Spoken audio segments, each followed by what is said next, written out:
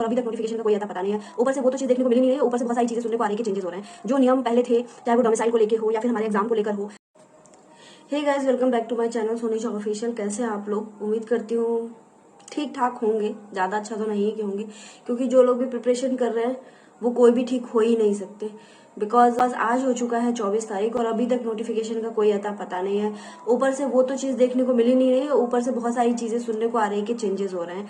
जो नियम पहले थे, चाहे वो डोमिसाइल को लेके हो या फिर हमारे एग्जाम को लेकर हो, सिलेबस तो खैर चेंज नहीं हुआ है और अभी कहा नहीं जा सकता। नई सरकार आई है, पता नहीं क्या करेगी नहीं करेगी, समझ में नहीं आ रहा है। या तो उनको देना है तो दे दे। जब उन्होंने कहा कि हाँ हम अपने ऑफिशियल वेबसाइट पे कुछ ना कुछ निकालेंगे, तो उनको निकाल के दे देना चाहिए। कोई एक ट्वीट कर देना चाहिए था, कुछ ना कुछ दे देना चाहिए। उनको समझ में नहीं आता कि बच्चों को परेशान करके क्या मिलता है।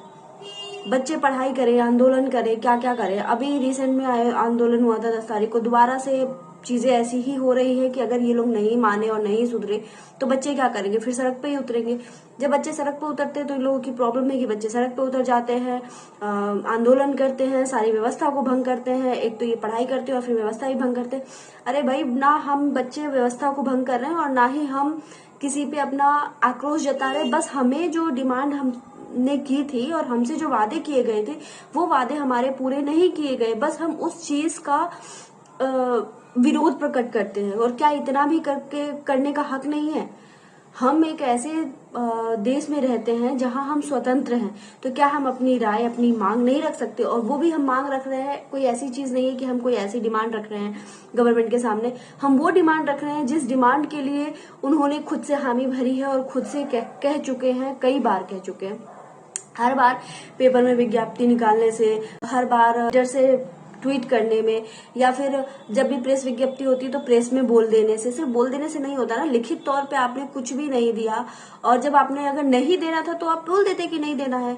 बेवजह बच्चों को फंसा के क्यों रखा हुआ है? बच्चे का एक माइंडसेट हो जाता है, भले पढ़ते नहीं पढ़ते, प्रिपरेशन कुछ बच्चे कर रहे हैं, कुछ नहीं कर रहे हैं, सब नोटिफिकेशन का वेट कर रहे हैं। देखो एग्जाम होगा, लेकिन बच्चे का भी तो एक माइंडसेट होता है ना।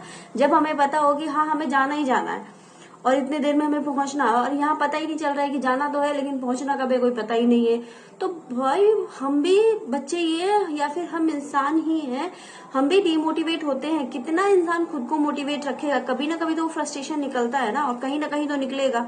समझ में नहीं आता कि सरकार को ये चीजें क्यों नहीं समझ में आती है। जब आपको इलेक्शन कराना होता है, जब आपको कोई भी ऐसी चीज करानी होती है, तो आप तुरंत उसके रिजल्ट कैसे जल्दी आ जाते हैं। बस हम लोग के रिजल्ट में इतनी प्रॉब्लम्स होती है। अभी एग्जाम हुए एईडीओ वाले में, तो उसमें भी गड़बड़ी हो गई। जीविका वाला हुआ तो उसमें भी गड़बड़ी हो गई। समझ में नहीं आता एक भी एग्जाम है या क्या है। मतलब इतना तो सिलेंडर भी लीक नहीं करता जितने हमारे एग्जाम के पेपर्स लीक करते हैं। और समझ में नहीं आता कि बच्चे पता है कितने कितने दूर से आते हैं, एग्जाम देते हैं, कितने पैसे खर्च होते हैं। स्टूडेंट इतने पैसे कहाँ से लाएंगे? वो कितना मुश्किल से थोड़ा थोड़ा करके तो जमा करते हैं, और जमा करके फिर जाते हैं कहीं एक जगह एग्जाम सेंटर पे एग्जाम देने के लिए। हर लोग बहुत रिच फैमिली से या बहुत अमीर फैमिली से नहीं आते। जरूरी नहीं है कि जो दिखता है सामने वही होता है। उनके पीछे का बैकग्राउंड बहुत कष्टदायक होता है। वो किस तरीके से अपनी फीस को अरेंज करते हैं, खुद के जाने का आने का अरेंजमेंट करते हैं। एग्जाम 2-2 दिन होता है, वहां रहना पड़ता है। कैसे वो सारी चीजों को मैनेज करते हैं पता है? नहीं। उन चीजों से क्या मतलब है? सरकार को कोई मतलब नहीं है।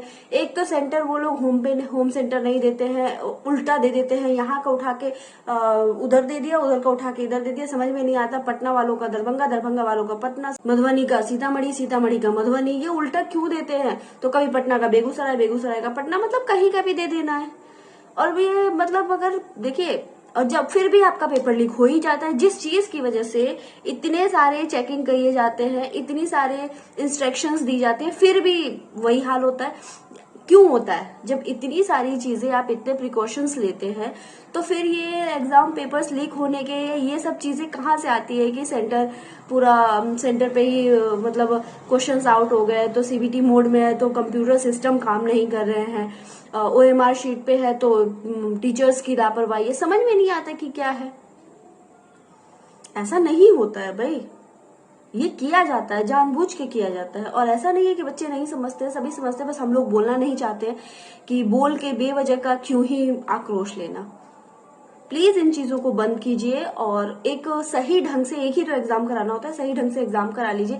फिर क्या फायदा है, क्यों ही विज्ञप्ति निकालते हैं, क्यों ही आप विज्ञापन निकाल के बच्चों को परेशान करते हैं, बच्चों से फीस कलेक्ट करते हैं, फिर बच्चे एग्जाम देने जाते हैं, क्यों बच्चों का खर्चा कराते हैं। डायरेक्टली जिनको जिनको लेना है बहाली कर दीजिए, खत्म कहानी। क्या जरूरत है करने का, कोई जरूरत नहीं है, मुझे तो नहीं लगता।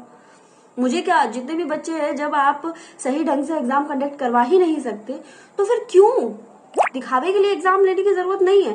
बच्चों का एक माइंडसेट होता है, कम से कम वो टेंशन फ्री हो जाएंगे ना। पेरेंट्स की भी बार बार सुननी पड़ती है, अगल बगल वालों की सुननी पड़ती है, ये वही समझ सकते हैं जो बच्चे प्रिपरेशन करते हैं। हर बार एक इंसान पूछता है कि अब क्या हुआ, अब क्या हुआ, अब क्या हुआ, बस जवाब देते रहो। क्या जवाब दे। अगर कहो कि पेपर लीक हो गया, ऐसा हो गया, वैसा हो गया, अरे कुल मिला के इतनी सी तो सीट रहती है और वो भी सीट सही से नहीं भर पाते, कहाँ से कैसे होगा बताइए।